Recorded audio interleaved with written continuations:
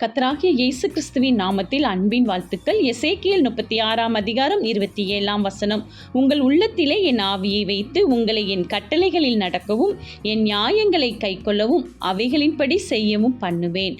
பிரியமானவர்களே, நம்முடைய தேவனாகிய இயேசு கிறிஸ்து நம்மை பார்த்து கூறுகிறார், உங்கள் உள்ளத்தில் என்னுடைய ஆவியை வைப்பேன் என்று.